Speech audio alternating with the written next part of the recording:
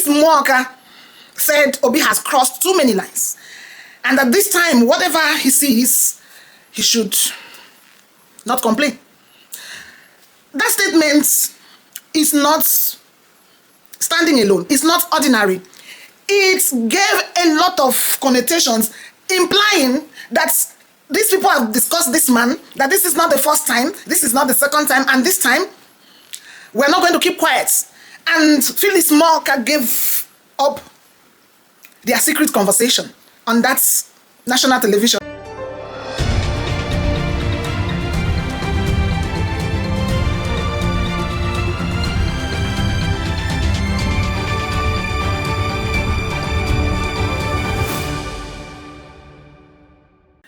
What does APC want?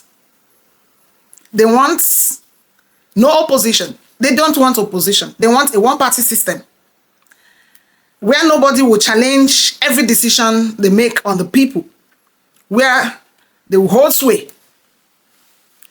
In this kind of governance that we have seen, that is totally unacceptable. Unfortunately, Nigerians are wiser. It is no longer the time when they hid information from us. No longer the time when they wrote whatever they liked on the pages of newspapers that can only be read by those who could afford them. When the media houses are conditioned to tell the people what they would like the people to hear. When Nigerians were not interested in leadership, when they were not interested in governance, that they stayed in Aso Rock, in other places, and decided what became of us. That we watched our country degenerate, derail, geometrically until we got where we are today, that we are now asking how we got here. The information available to us now makes it very easy for us to know how we got here, and we are interrogating those things. We are fighting them. Peter Obi just began as an opposition. He has made a commitment to play a single opposition, the opposition of one man. And mind you, Obi is not alone. Nigerians are solidly behind Peter Obi. Not because of any form of sentiment or unfounded reasons, but because we have seen that where we are, we need a good manager. Someone who can graciously, patiently, effectively engineer this country to where it should be, because it has become a laughingstock in the Committee of Nations. Nigeria has never been this despised, has never been this despised. So Obi is that one man that we know is qualified. That man we know that is qualified at this moment to begin to turn the fortunes of Nigeria around is Peter Obi. Obi has waited for political parties to play that opposition. He waited for PDP. He waited for Labour Party. Unfortunately also, when these parties are ailing, where they are in disarray, when the APC sympathizers in these parties throw the clogs on the wheel of the progress of opposition, the ruling party rejoices. They lay holds on these things and say they cannot even run a party. Let them fix their party before they can talk of opposition. Now lie. Obi has just taken the bull by the horn. And he has said, no matter what, even if it is difficult to play opposition, even if it costs you, your friends, even if it made the oligarchs run away from you as friends, even if you become a lone ranger in the pursuit of purpose, in the pursuit of a workable country, he says he's in. And for those who are threatening Obi, Felix Mwaka said Obi has crossed too many lines. And at this time, whatever he sees, he should not complain. That you can bring down the government by simply, being maliciously deceptive. That is wrong. I'm not somebody to, to go on that offensive in that manner. But Mr. Obi has crossed the line so many times. And I think that at this point, he has coming to him whatever he gets, he needs to manage it. That statement is not standing alone. It's not ordinary. It gave a lot of connotations, implying that these people have discussed this man, that this is not the first time, this is not the second time, and this time, we're not going to keep quiet. And Phyllis Morka gave up their secret conversation on that national television, saying that Obi has crossed too many lines. It couldn't have come as an individual statement. It couldn't have come as an outburst on a television interview. It's premeditated. It is something that has been discussed. It is something that they are willing to go after in shutting up this man called Peter Obi. And APC sending their national whatever secretary, Morka, to come and give the hints of what they plan to do. Nigerians will not take any rubbish from any charlatan. Before now, we have lived as a conquered people. We have lived as people who have no say in matters concerning us. Because of the conditioning of our leaders, they divided us along ethnic, religious, and economical lines. They succeeded. But we are wiser now because we have discovered that every tool they used against us was for their own purposes and not for a greater good. And that is why we, the ailing Nigerians, the suffering Nigerians, the people who bear the reputation of a country that is in ruins, we are rising as wounded people to redeem what is left of us. And that is why we're heaping our weight solidly behind Peter Obi and saying that if anything happens to Obi, if anybody as much as does anything to Obi, the person is waking the cans of worms, cans of ants, and not just any ants, soldier ants. It has gotten up to here. Nigerians can no longer take it. We are waiting for anybody who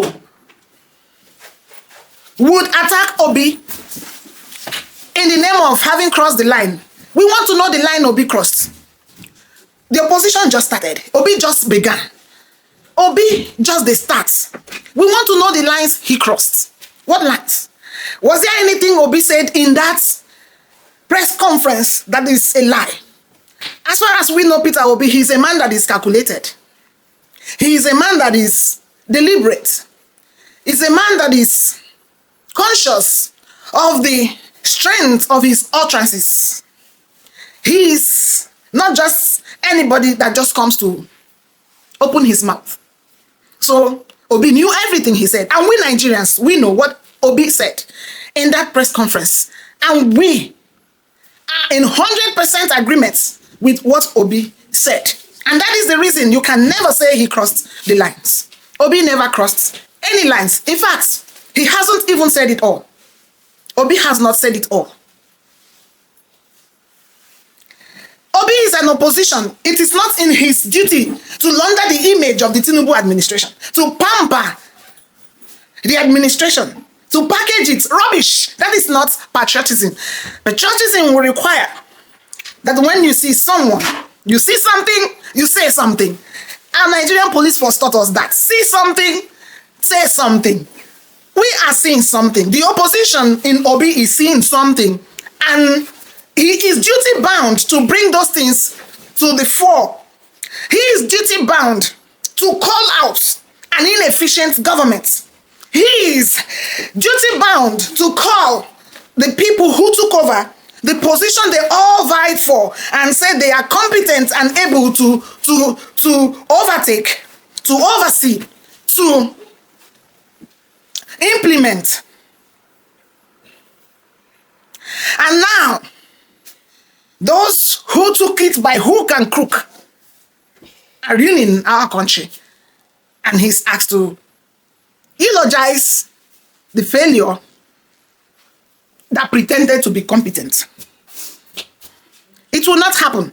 Go and study what an opposition should be. Have you seen Kemi Badenoch in the UK? Every day they sit face to face with the ruling government and bash each other on things they are not doing well. Face to face. And it is the duty of the administration to say, no, these are the things we have done, and this is how we did it. This is where we intend to get to. This is the timeline in which we intend to get to these things. These are our challenges, and these are how we are tackling those challenges, and not to come and say, you have crossed the line. Which line in cross? You never even reach the line. Enough of this threat. An administration that will threaten Nigerians and threaten people and feel that we will cower in the face of threats. Nigerians will not cower in the face of threat. A dying man has no other defense other than fight. A dying man doesn't love luxury. A dying man does not love praises. What he wants is his life. He loves solution. And in getting it, he can get into the mud. That is where Nigerians are. We are solidly behind Peter Obi. Solidly behind Peter Obi. Your methods before now will no longer work. Tinubu, who practiced a dictatorship in Lagos State, and it worked for him. This is Nigeria we are talking about. 36 states out of 1. And you want to use the same method? It won't work. He went unopposed for years. And he wants to use the same method. Feeling larger than life. Telling Nigerians he's in charge. In charge of what? The ruins of Nigeria. In charge of our penury. In charge of the pains we go through. A starkly incompetent leader. Overrated. And you say we should not say it. The world knows. There is no amount of packaging, amount of bling bling we want to put on it that it will not show. Your countrymen are all running away. All running away. If things were as good as you want to paint it, they won't be running away. You know, they have constantly refused that they are the ones that put us where we are. They say it was already bad before we came. We will keep reminding Mr. President that whatever this country has become through APC, he is part and parcel, in fact, a mastermind of. If he feels he's not responsible, go and bring your crony, Buhari, to come and tell Nigerians why we are where we are. And tell him that you wash off your hands from whatever it is he has turned Nigeria into. Before we can begin to say you were not involved. Moka was not listening to himself. Phillips Moka did not listen to himself. He should go home and sit back and listen to all the rants, all the rubbish he spilled on that television set. And how he kept on contradicting himself. We should not dwell on the negatives. A man who could not do Anambra. Anambra State is one state. And if Obi governed Anambra, it was in the capacity of a governor.